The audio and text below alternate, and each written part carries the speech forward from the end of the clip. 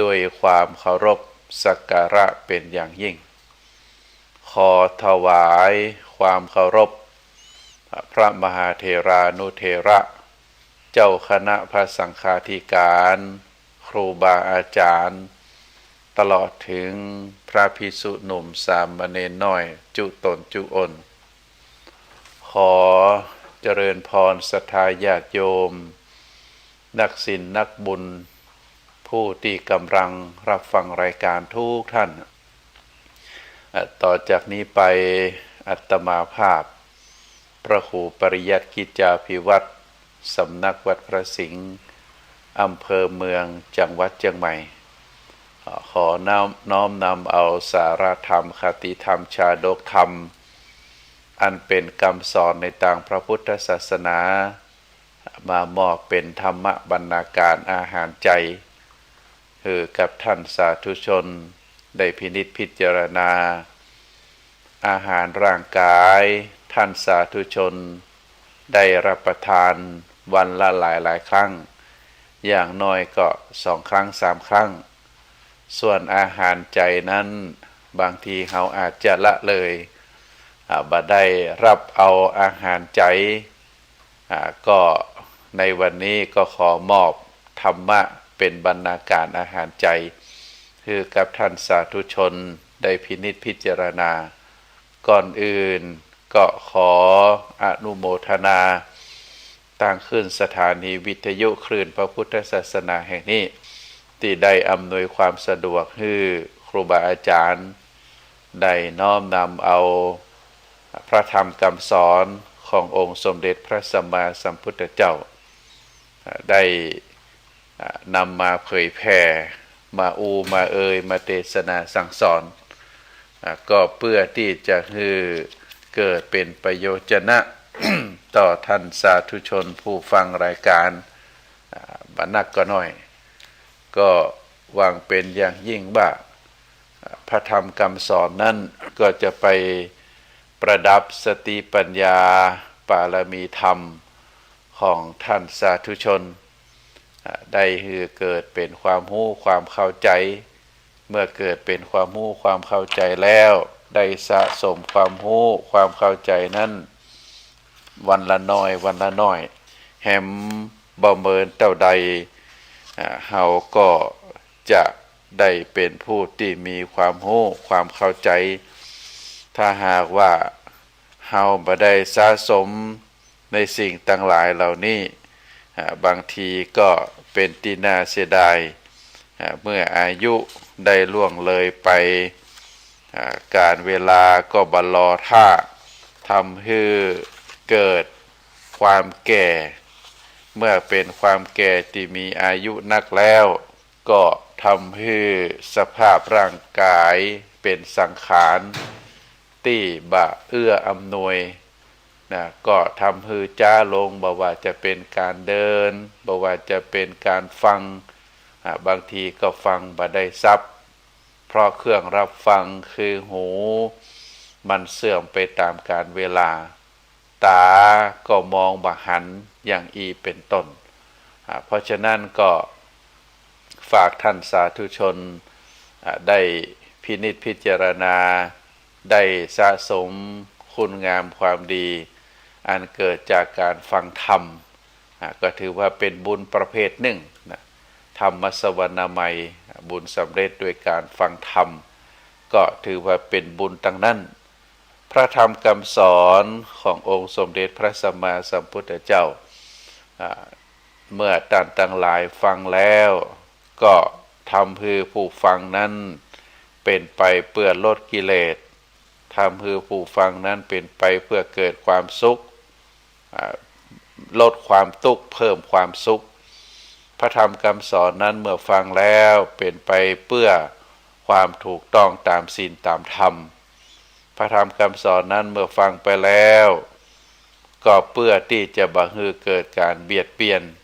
ทั้งเบียดเบียนตัวเองแล้วก็เบียดเบียนผู้อื่นอันนี้คือพระธรรมคำสอนที่พระพุทธองค์ได้ตรัสสอนไว้ถ้าฟังแล้วเป็นไปเพื่อเพิ่มกิเลสอันนั้นบ่ใช่พระธรรมคำสอนเป็น ฟังแล้วเป็นไปเพื่อความทุกข์ไม่ใช่เพื่อความสุขอันนั้นก็ไม่ใช่พระธรรมคำสอนฟังแล้วมันเป็นพิษศีลพิษธรรมเป็นสิ่งที่บ่ถูกต้องอันนั้นก็ไม่ใช่พระธรรมคำสอนและถ้าฟังแล้วเป็นไปเพื่อเบียดเบียนตัวเองเป็นไปเพื่อเบียดเบียนคนอื่นอันนั้นก็ไม่ใช่พระธรรมคำสอนเนอะศรัทธาญาติโยมเพราะฉะนั้นก็ท่านสาธุชนเมื่อได้มีโอกาสฟังธรรมแล้ว ก็หวังเป็นอย่างยิ่งว่าพระธรรมเหล่านี้ก็จะได้ประเทืองสติปัญญาเพิ่มพูนกุศลบุญญาราศีปารมีธรรมคำว่าปารมีธรรมก็คือการทำให้พระธรรมคำสอนเต็มอยู่ในจิตในใจมีอยู่ในจิตในใจของเรานักที่สุดนะเรียกว่าปารมีธรรมเป็นการสะสมเป็นการเพิ่มพูนเราเรียกว่าเป็นการสร้างบารมีเมื่อเราฟังพระธรรมคำสอนแล้วก็สักวันหนึ่งก็จะเพิ่มพูนขึ้นนักขึ้นท่านเปรียบเหมือนกับหม้อนะหม้อเมื่อรองรับน้ำแม้จะเป็นน้ำเม็ดน้อยๆนะได้ตกลงอยู่เป็นประจำก็ทำให้น้ำนั้นได้เต็มในจำนวนของหม้อให้เพิ่มนักยิ่งขึ้นเช่นเดียวกับตัวเฮาที่เฮาได้รับเอาธรรมะคำสอนบ่ว่าจะผ่านมาทางหูบ่ว่าจะอ่านทางสายตาบ่ว่าจะเป็นการสนทนาเนื้อหาสาระธรรมเหล่านั้นก็เมื่อเฮาได้ฟังแล้วมันก็จะก่อให้เกิดคุณงามความดีเรื่องธรรมะเป็นเรื่องที่ดีเป็นเรื่องที่เป็นประโยชนะเป็นเรื่องที่บัจจัยเป็นไปเพื่อเพิ่มกิเลสบัจจัยเป็นไปเพื่อเพิ่มความทุกข์บัจจัยเป็นไปเพื่อเพิ่มความผิดพลาดบัจจัยเป็นไปเพื่อความเบียดเบียนถึงตัวเองและก็คนอื่นแต่ตรงกันข้ามก็เป็นไปเพื่อลดกิเลสเพื่อเพิ่มความสุขเพื่อเป็นความถูกต้องแล้วก็เป็นไปเพื่อบ่ให้เบียดเบียนตัวเองและก็คนอื่นดูแลตัวเองดูแลคนอื่นเอาใจใส่ตัวเองเอาใจใส่ตนอื่นเฮาฮักอันใดคนอื่นก็ฮักอันนั้นเฮาเกลียดอันอย่างคนอื่นก็เกลียดอันนั้นเฮาบ่ชอบอันอย่างคนอื่นก็บ่ชอบอันนั้นอันนี้เป็นลักษณะพระธรรมคำสอนเพราะฉะนั้นท่านสาธุชนทั้งหลายช่วงนี้ทางเฮาติดตามข่าวทางสื่อสารทั้งหลายก็จะเห็นว่ามีการแข่งขันกีฬาโอลิมปิกแข่งขันกีฬาโอลิมปิกที่ประเทศฝรั่งเศสซึ่งก็ไกลจากประเทศไทยเฮาแต่ว่าเมื่อมีการแข่งขันแล้วปรากฏออกมาทางสื่อสารออนไลน์ทางสถานีวิทยุโทรทัศน์เวลาคนไทยเฮาแข่งขันกีฬาประเภทใดก็จะมีคนไทยเฮาไปเชียร์อาจจะเป็นนักกีฬาด้วยกันอาจจะเป็นคนไทยที่อยู่ในประเทศฝรั่งเศสหรืออยู่ในประเทศที่ใกล้เคียงก็ไปดูไปชมไปฮือกำลังใจกันก็ได้ดูได้ติดตามได้พอแล้วเพราะว่าปรากฏในสื่อออนไลน์อาตมาภาพนี่ก็มักจะดูจะเช็คข่าวทางสื่อสารออนไลน์ดูว่าในวันนี้มีเรื่องอะไรอย่างเกิดขึ้นก็เพื่อที่จะได้พินิจพิจารณาถึงเรื่องราวต่างๆซึ่งมันก็เป็นไปตามกาลเวลาตามสถานการณ์การแข่งขันกีฬา ก็แต่ละตัวแทนแต่ละประเทศก็ถือว่าเป็นตัวแทนประเทศแต่ว่าในตัวแทนประเทศนั้นความสามารถทางด้านการกีฬาประเภทนั้นก็จะต้องชนะเลิศในแถบกลุ่มประเทศแล้วก็เข้าไปสู่มีสถิติสูงในระดับทวีปของเฮาก็เป็นทวีปเอเชียในส่วนของประเทศเฮาที่อยู่ในแถบนี้เฮาก็เรียกว่าอาเซียนเพราะฉะนั้นก็มีการแข่งขันกัน แล้วก็จะต้องทำสถิติ มันอยู่ในระดับโลกเมื่อมีสถิติอยู่ในระดับโลกก็สามารถที่จะเข้าไปแข่งขันในกีฬาโอลิมปิกได้ก็ถือว่าเป็นความสุดยอดความสุดยอดของมนุษย์ทางด้านการกีฬาซึ่งกีฬาแต่ละประเภทเวลาการแข่งขันไม่ว่าจะเป็นกีฬาประเภทเดียวกีฬาประเภททีมซึ่งมนุษย์ทุกคนที่เข้าไปแข่งขันนั้นก็จะต้องฝึกฝนจะต้องฝึกฝนตัวเองมาโดยตลอดการฝึกฝนตัวเองนั้น พระพุทธองค์ได้ตรัสบอกว่ามนุษย์คนใดที่ได้ฝึกฝนตัวเอง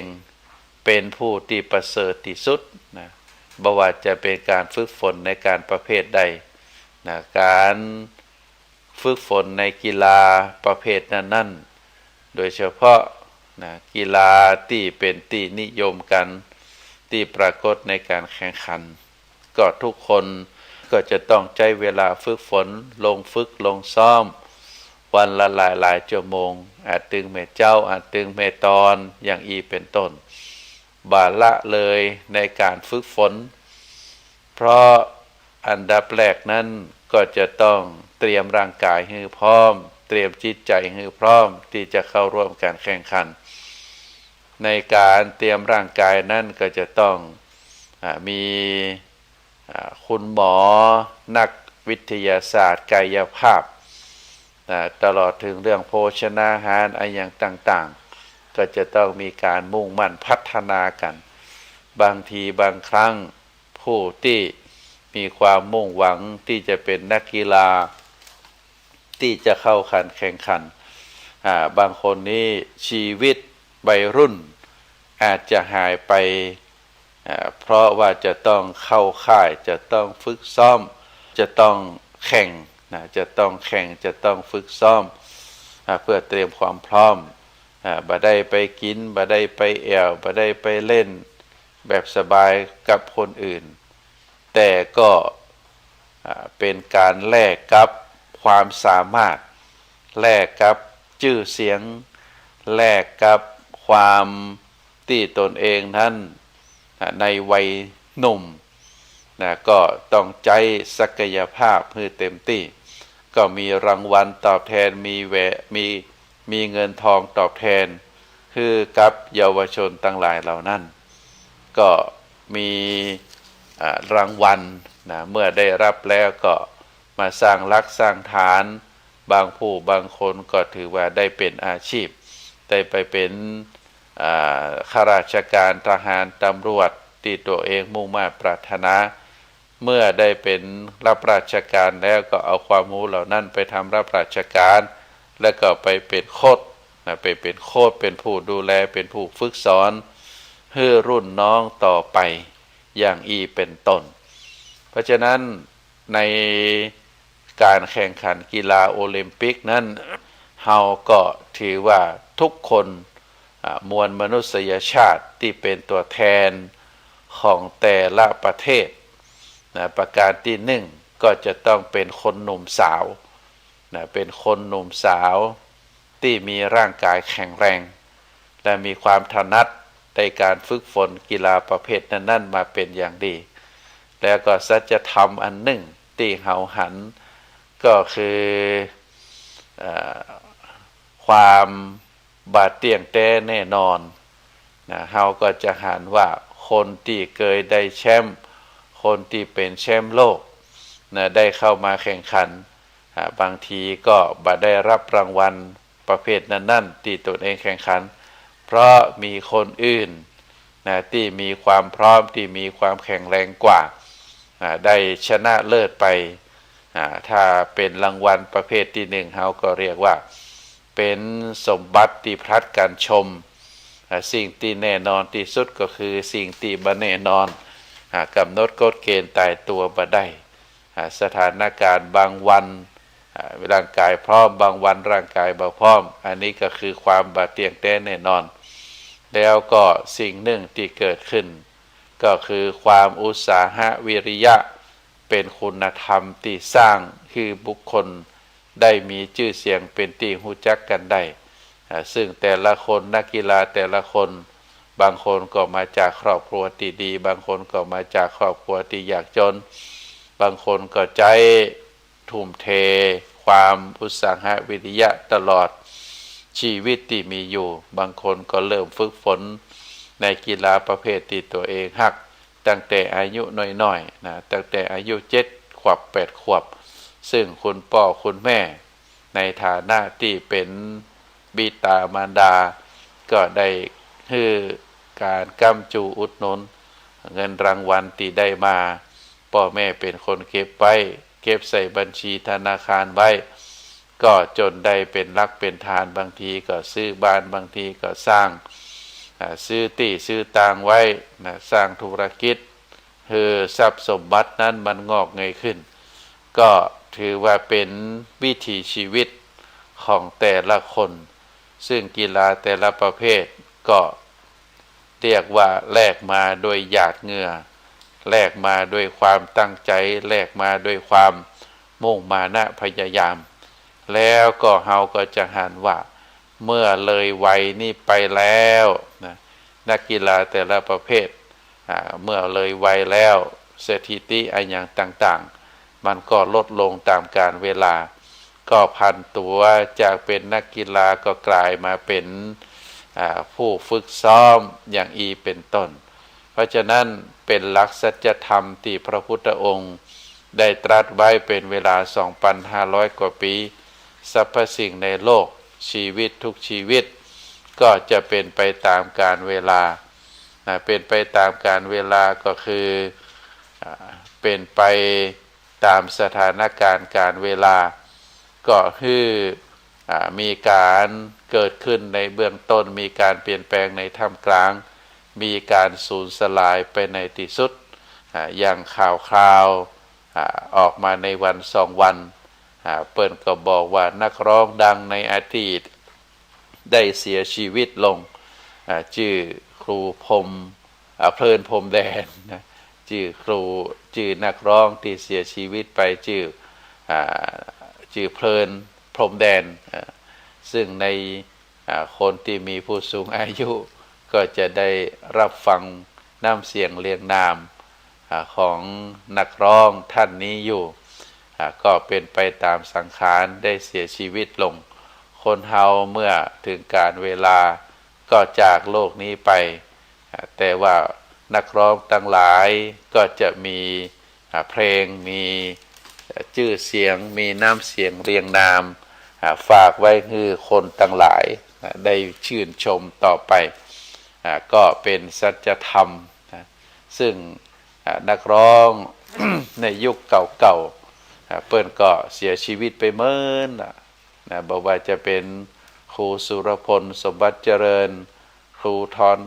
ทูลทองใจครูก้านแก้วสุพรรณไวยพจน์เพชรสุพรรณอย่างเป็นต้นตลอดถึงนักร้องแม่หญิงอย่าง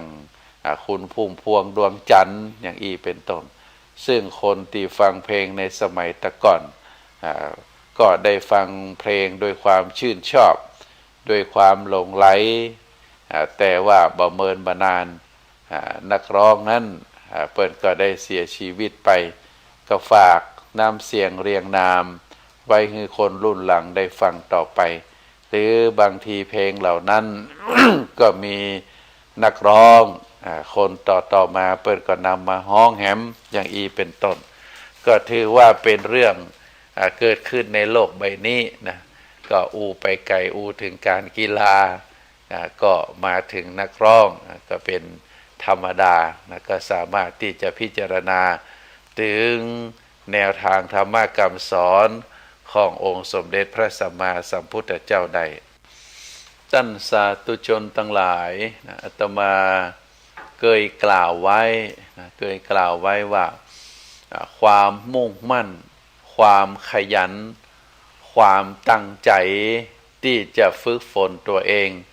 ที่จะประกอบอาชีพด้วยความขยันหมั่นเพียรอันนี้เป็นสิ่ง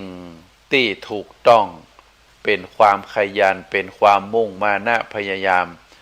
ไม่ใช่เป็นความอยากแบบที่เป็นตัณหานะไม่ใช่เป็นความอยากที่เป็นตัณหา แต่ว่า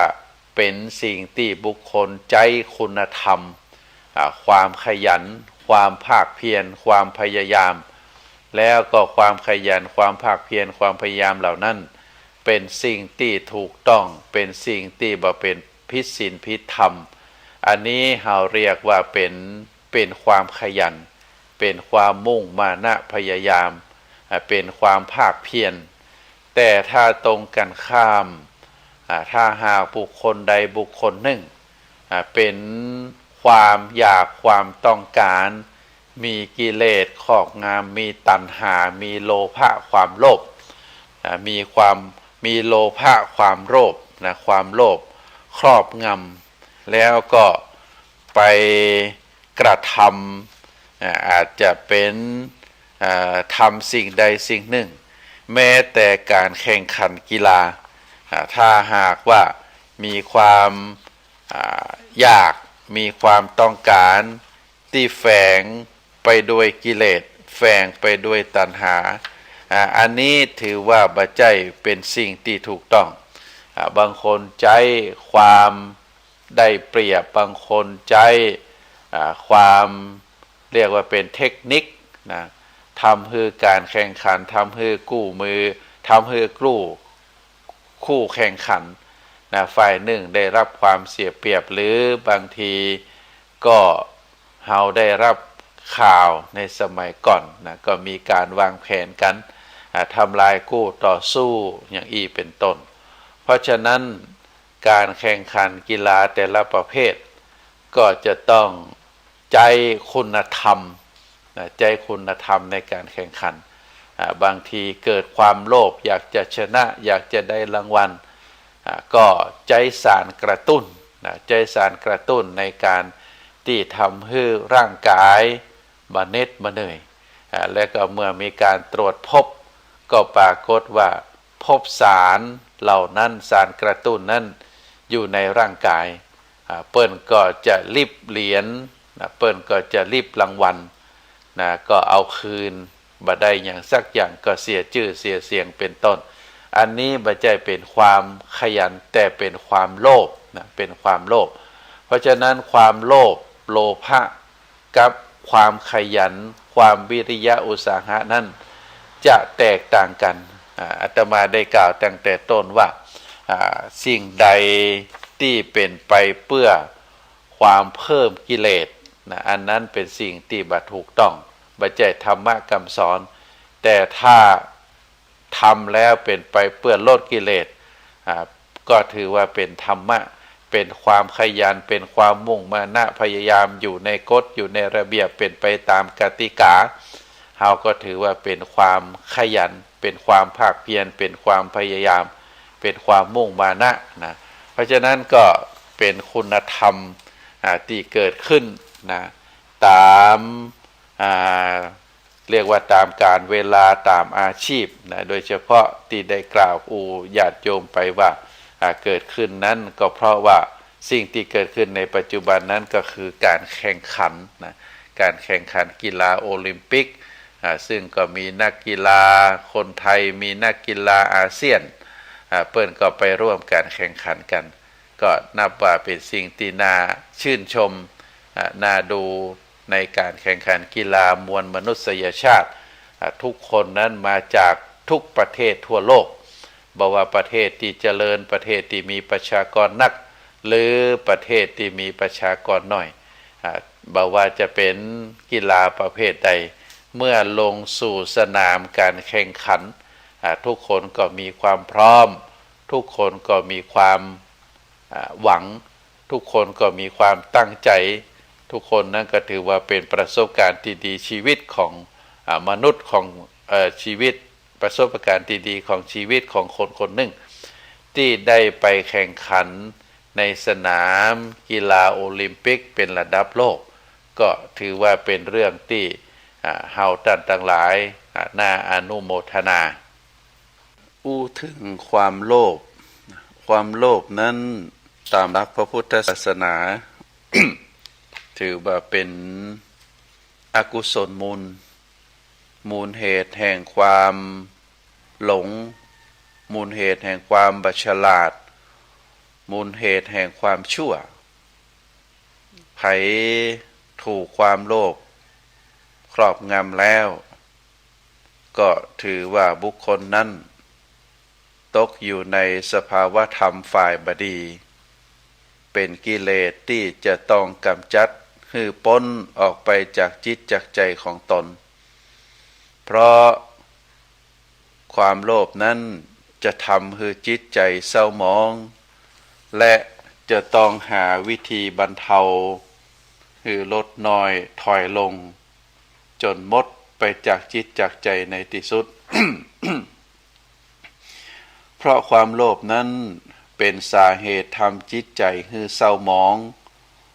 ความโลภที่เกิดตั้งใจนั้นเป็นอาการของจิตที่อยากจะได้อยากจะมี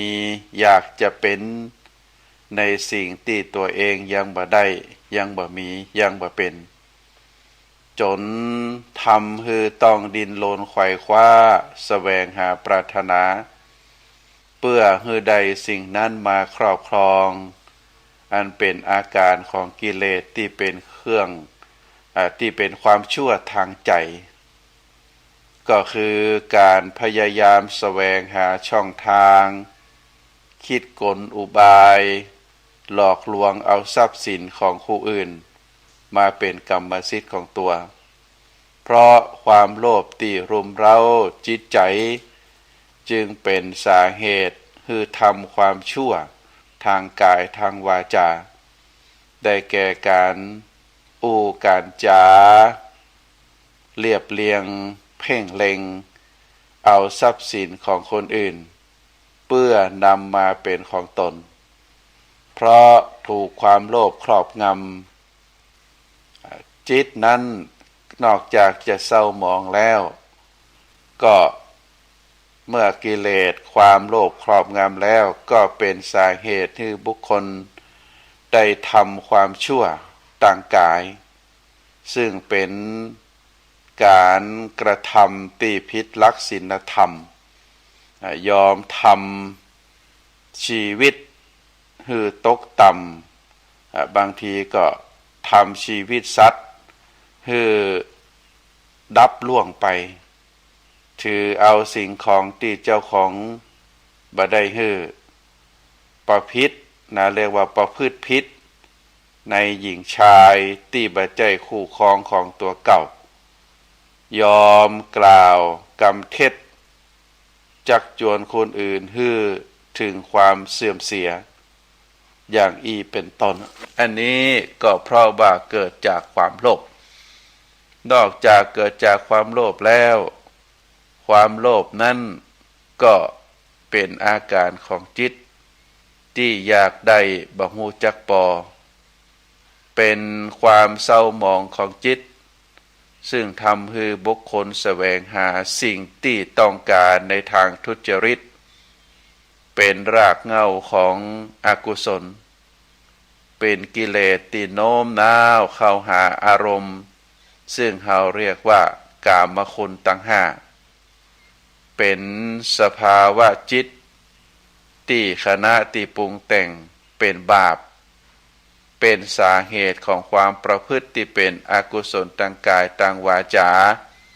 โดยการละเมิดในทรัพย์สินของผู้อื่นเกิดจากโลภเราเรียกว่าเกิดจากจิตที่มีความโลภเป็นมูลท่านสาธุชนทั้งหลาย ครูบาอาจารย์ได้กล่าวถึงสาเหตุของความโลภในด้านปัจจัยภายในก็ถือว่าย่อมมาจากสภาพจิตใจที่เศร้าหมองขุ่นมัวนั่นเองก็คือโมหะความลุ่มหลงโมหะความลุ่มหลงความมัวเมาซึ่งเป็นอกุศลมูลข้อที่สามสาเหตุของความโลภเกิดจากความหลงโมหะเป็นสาเหตุที่เกิดความโลภก็เนื่องจากการตรึกตรองนึกคิดของตัวเก่าด้วยความอยากได้บ่มีโยมนสิการ กรรมว่าโยโสมนสิการนั้นก็คือการพิจารณาอย่างรอบคอบถี่ถ้วนโดยสติปัญญาอันถูกต้องโดยเหตุโดยผลเฮาเรียกว่าโยนิโสมนสิการแต่ถ้าบุคคลใดได้ถูกความอยากครอบงำถูกโมหะครอบงำจิตคิดอยากแต่จะได้อย่างเดียวบ่ได้พิจารณาด้วยปัญญาอันแยบคายถูกต้องโดยเหตุโดยผลโดยการมีสติกำกับความโลภมีอยู่ประจำใจของปุถุชนทุกคนบ่นักก็น้อยโดยบ่เคยเลือกหน้าว่าจะเป็นคนใหญ่หรือละอ่อนเหตุการณ์เช่นว่ามานี้เราหมู่เฮาตั้นตั้งหลายเนี่ยได้ทดลองสังเกตในชีวิตประจำวันของเฮาก็ได้เพราะเหตุว่าความโลภมีหลายระดับเป็นระดับละเอียดระดับกลางระดับหยาบที่กล่าวมาแล้วคนส่วนนัก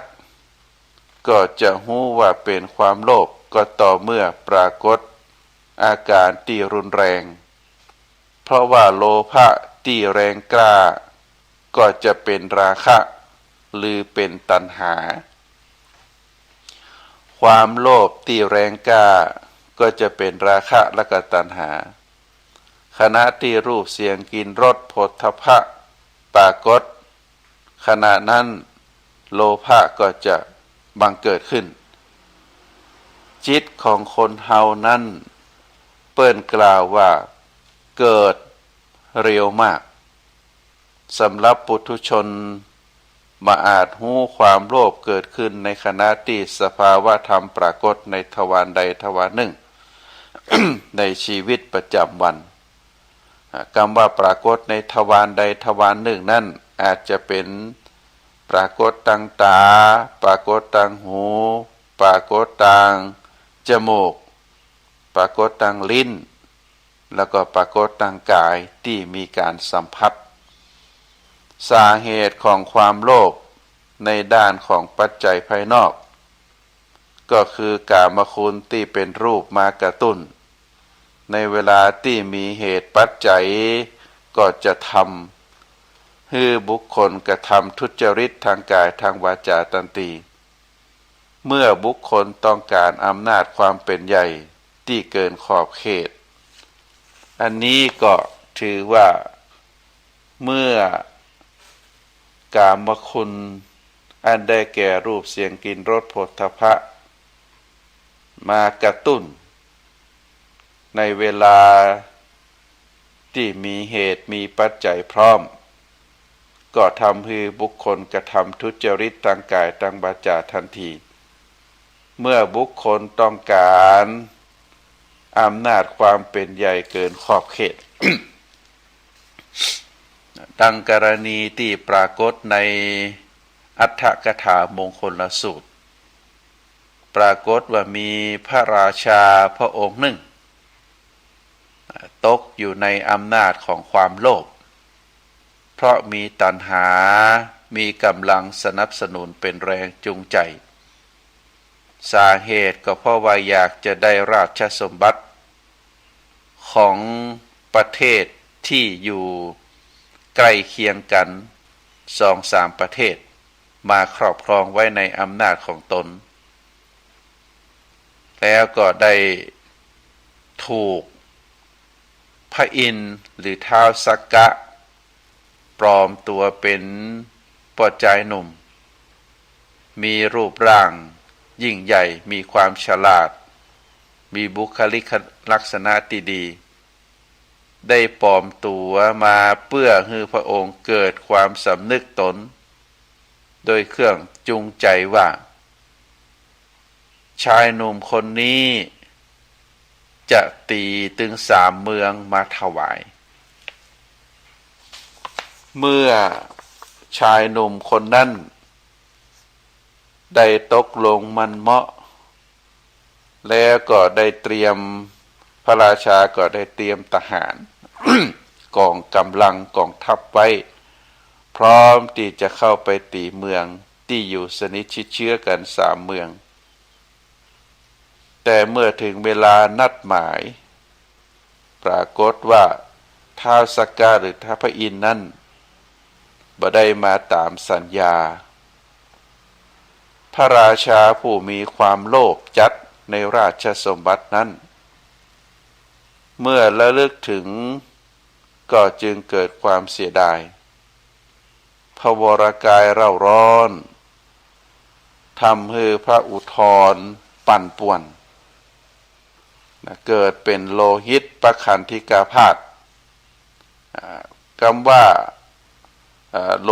หิตปขันธิกาพาธก็คือโรคอาเจียนเป็นโลหิตบยุทธเกินกำลังแพทย์เรียกว่าอาเจียนเป็นโลหิตนั้นไหลบยุทธเกินกำลังแพทย์ที่จะเยียวยาให้หายได้ต้องประสบกับความทุกข์ความทรมานปางตายในประเด็นนี้เฮาก็จะเป็นที่สังเกตว่าบุคคลทุกคนต้องเรียกว่าต้องระทมทุกข์ปางตายเพราะอำนาจตัณหาที่เป็นกำลังสนับสนุนความโลภจนจิตต้องคล้อยตามอารมณ์ของความอยากเขาก็จะหันผู้คนหลายคนผู้คนหลายคนที่ถูกอำนาจของตัณหามีกำลังสนับสนุนความโลภจนจิตต้องคล้อยตามอารมณ์ความอยากนั้นแล้วก็เกิดความทุกข์เมื่อบ่ได้ดวงจิตดวงนั้นเมื่อบ่ได้สิ่งของตามที่ตัวเองปรารถนาก็จะมีความทุกข์ความทรมานกินบ่ได้นอนบ่หลับ สรุปได้ว่าในกรณีนี้สมุฏฐานของโรคเกิดจากความอยากที่เกินขอบเขตนั่นเองในสังคมไทยเฮาในปัจจุบันท่านสาธุชนทั้งหลายที่ทุกสังคมกำลังประสบกับปัญหาบ่ว่าจะเป็นอาชญากรรมการปล้นการลักการหลอกลวงช่อโกงคอร์รัปชันปัญหายาเสพติดปัญหาเศรษฐกิจก็กล่าวได้ว่า สาเหตุทั้งหลายทั้งมวลนั้นก็สมมุติฐานเริ่มจากบุคคลเป็นส่วนบุคคลแล้วก็นโยบายของรัฐพ่องเกิดจากในส่วนของบุคคลคนหนึ่งก็ได้เกิดจากนโยบายของรัฐก็มีแต่โดยสภาพทั่วๆไปแล้วปัญหาเหล่านี้จะเริ่มที่ตัวบุคคลเป็นส่วนใหญ่ทั้งนี้ทั้งนั้นเราจะสังเกตเห็นว่าอาจจะเป็นเพราะการบริหารของรัฐเข้าไปบ่ถึงหรือได้รับการบริการด้านสวัสดิการจากรัฐบ่เป็นธรรมคนเหล่านี้ก็จึงกลายเป็น เรียกว่าเป็นปฏิปักษ์ต่อรัฐจากสภาวะการดังกล่าวก็นับว่ามีผลโดยตรงต่อบุคคลเป็นสำคัญเพราะเหตุชะนี้ก็จึงเป็นที่มาของปัญหาความโลภอยากได้และการแสวงหาในทางที่ผิดศีลผิดธรรมในที่สุดมนุษย์ทุกคนล้วนมีความต้องการด้านปัจจัยสี่เรื่องอาหารเรื่องที่อยู่เครื่องนุ่งห่มยารักษาโรค ซึ่งก็เป็นความต้องการโดยการทั้งนั้นนอกจากนี้แล้วความต้องการของมนุษย์บางคนในสังคมบ่ว่าจะอยู่ในฐานะใดๆก็ตามคนเฮานั้นมีความต้องการการกินต้องการกามต้องการเกียรติยศเหมือนกันทุกคนเมื่อต้องการแล้วบ่ได้ดังที่ต้องการก็ย่อมทำให้จิตใจกระสับกระส่ายไปโดยอำนาจของความโลภซึ่งเป็นมโนทุจริตอันได้แก่ทุจริตทางใจ ตามหลักพระพุทธศาสนานั้นได้แบ่งออกเป็น3ประเภทในเรื่องของความโลภความโลภที่หนึ่งคิดอยากได้ของคนอื่นหรือของที่บ่ควรจะได้อันนี้เป็นลักษณะความโลภประเภทที่หนึ่งเป็นความโลภคิดอยากจะได้ของคนอื่นหรือของที่บ่ควรจะได้อันที่สองเป็นความคิดอาฆาตปองร้ายคนอื่นประการที่สามคิดหันเป็นเรียกว่าเป็นความคิดที่หันผิดจากทำนองครองธรรมความคิดถึง3ประการนี้เป็นทุจริตทางใจทุจริตทางใจถึง3ประการนี้โลภอยากได้ของคนอื่นซึ่งเป็นของที่บ่ควรจะได้อาฆาตปองร้ายคนอื่นหันเป็นความคิดหันจากเป็นความคิดหันผิดที่จากทำนองครองธรรมเรื่องมโนทุจริตเฮาก็จะได้หันกันบ่อยครั้งในสังคมไทยซึ่งบ่เมินบ่นานมานี่ก็ปรากฏว่าศาลได้สั่งยึดทรัพย์สินจากอดีตปลัดกระทรวงคนหนึ่งเป็นจำนวนถึง80 ล้าน80 ล้านที่รัฐได้ยึดจากบุคคลคนหนึ่งซึ่งถือว่าเป็นข้าราชการระดับสูงเป็นถึงปลัดกระทรวงก็อย่างที่ว่ามาก็เกิดจากความโลภเกิดจากความโลภเฮาได้หันครูบาอาจารย์ได้กล่าวไว้คนเฮาทุกคนนั้นมีความโลภบ่มีที่สิ้นสุดรวยนักรวยมากรวยจนล้นฟ้าแล้วก็ยังบ่พอเรียกว่ายังหาช่องทางทุจริตประพฤติบ่ชอบกอบโกยผลประโยชน์เข้าตัวนักขึ้นไปแหมคิดโลภที่บ่มีที่สิ้นสุดซึ่งความโลภนี้ก่อให้เกิดพฤติกรรมต่างๆที่เป็นการประพฤติทุจริตเช่นการประกอบอาชญากรรมโดยการปล้นการเล่นการพนันเพื่อหวังรวยทางลัดการเล่นหวยเถื่อนส่วนมากอันนี้ก็เกิดจากความโลภความโลภบ่มีที่สิ้นสุดเมื่อคนทั้งหลายได้ตกอยู่ในวังบนการประกอบอาชญากรรมการรับจ้างขนยาบ้าการรับจ้างขนสิ่งที่ผิดกฎหมายก็เกิดจากความโลภฮู้ว่าเป็นสิ่งที่บ่ดีก็ยังกระทำกันการช่อโกงการลักทรัพย์การทุจริตก็เกิดจากความโลภการเล่นการพนันหวังรวยทางลัดก็เกิดจากความโลภการเล่นหวยเล่นเบอร์ก็เกิดจากความโลภเฮาถือว่าตึงมดตึงมวล ก็เป็นส่วนสร้างปัญหาในเชิงลบให้แก่สังคมต่างนั้นนะในเชิงลบให้แก่สังคมด้วยทั้งสิ้นเพราะฉะนั้นการกล่าวในเรื่องของความโลภที่มีเกิดปัญหาในทางสังคมในทางเรียกว่าทางวัตถุนิยมก็เป็นความโลภในทางสังคมปัญหาสังคมที่เกิดจากความโลภการศึกษาความโลภจึงมีผลกระทบต่อประเทศไทยของเราอันนี้ก็ถือว่าทำให้สังคมเกิดความวุ่นวาย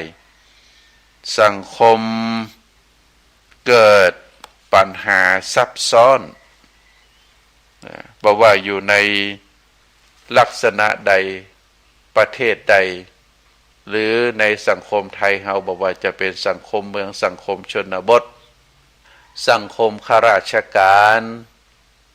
องค์กรปกครองส่วนท้องถิ่นสังคมเจ้าบ้านชุมชนได้รับผลกระทบจากบุคคล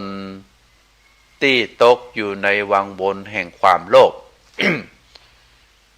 เมื่อตกอยู่ในวังวนแห่งความโลภความอยากในวัตถุสิ่งของอยากได้สิ่งของมาปลนเปื้อตัวเก่าก็ทำให้คนเฮานั้นเกิดความโลภเมื่อเกิดความโลภแล้วก็ทำให้บุคคลนั้นได้รับความทุกข์ความทรมานตกอยู่ในวังวนแห่งความโลภก็บ่สามารถที่จะหลุดพ้นได้เมื่อเกิดตัณหาความอยากที่รุนแรงความต้องการทางด้านร่างกายความต้องการทางด้านอารมณ์ความต้องการทางด้านฐานะทางสังคมความต้องการฐานะทางกามทางเกียรติก็ทำให้คนทั้งหลายเสาะแสวงหาบอกว่าโดยความถูกต้องหรือบ่ถูกต้องตามที่อาตมาได้กล่าวว่าถ้าเกิดความต้องการความอยากจะมีอยากจะเป็นอยากจะมีอยากจะเป็นแต่ว่าได้กระทำโดยความมุ่งมานะพยายามโดยความหมั่นเพียรโดยความวิริยะโดยความอดทนโดยกำลังกายกำลังสติปัญญาตามที่ครูบาอาจารย์ได้กล่าวสอนมาแล้วก็ได้ลงมือกระทำโดยความซื่อสัตย์สุจริตด้วยความถูกต้องตามศีลตามธรรมอันนี้เป็นความขยันแต่ถ้าบุคคลใดบุคคลหนึ่งได้เกิดความอยากขึ้นมาใจความขยันใจความเพียรแต่เป็นความขยันความเพียรที่ผิดศีลผิดธรรมผิดกฎหมายผิดประเพณีวัฒนธรรมการช่อการโกงการลักการขโมยการใช้ช่องทางทางด้านกฎหมาย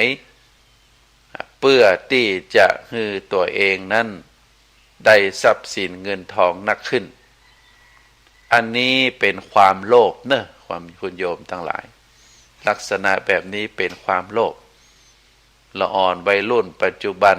อยากจะได้เงินอยากจะได้ทองอยากจะได้สิ่งของอยากจะได้ใจของตีแปลง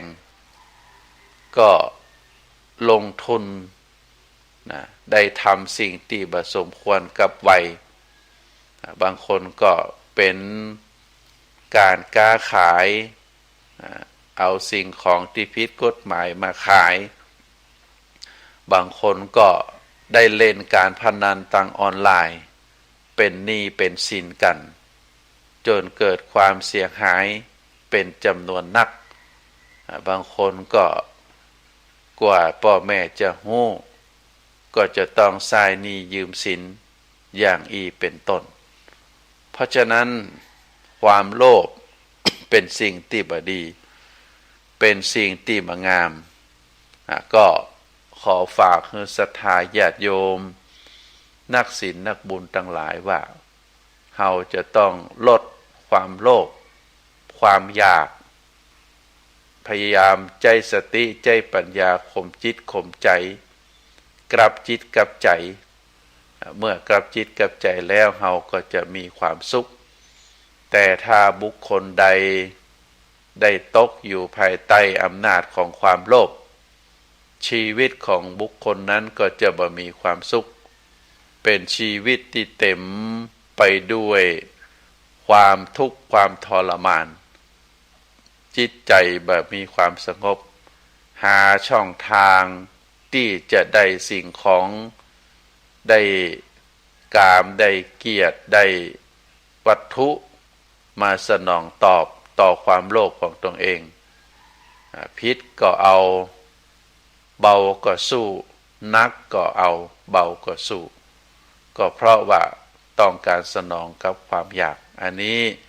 ขอฝากศรัทธาท่านสาธุชนได้พินิจพิจารณาเนอะสาระธรรมในวันนี้อาจจะเป็นเรื่องนักน้อยแต่ก็ปรากฏอยู่ในสังคมให้เราได้หันเฮาในฐานะที่เป็นบุคคลคนหนึ่งอยู่ในสังคมเฮารู้ว่าสังคมปัจจุบันเป็นลักษณะแบบนี้แต่ว่าสังคมนั้นก็เป็นส่วนน้อยคนส่วนใหญ่ยังอยู่ภายใต้ศีลภายใต้ธรรมคนส่วนใหญ่ยังมีความสุขความสงบแต่คนส่วนน้อยที่เป็นข่าวโลดเล่นอยู่ในข่าวสื่อสารออนไลน์ของเราได้หันเป็นการกระทำที่ผิดก็เฮาหันเป็นตัวอย่างเป็นแบบอย่างแล้วเฮาก็บ่เอาเป็นแบบอย่างเนาะสาธุชนเฮาเป็นลูกของพระพุทธเจ้าเพราะฉะนั้นก็เฮาต้องอยู่ตามศีลตามธรรมตามแนวทางของที่พระพุทธองค์พุทธบิดาเฮาสอนไว้ก็ฝากให้ศรัทธาทุกท่านได้พินิจพิจารณาอาตมาภาพขอนำรายการไปก่อนเน้อขอให้ทุกท่านมีความสุขมีความเจริญขอเจริญพร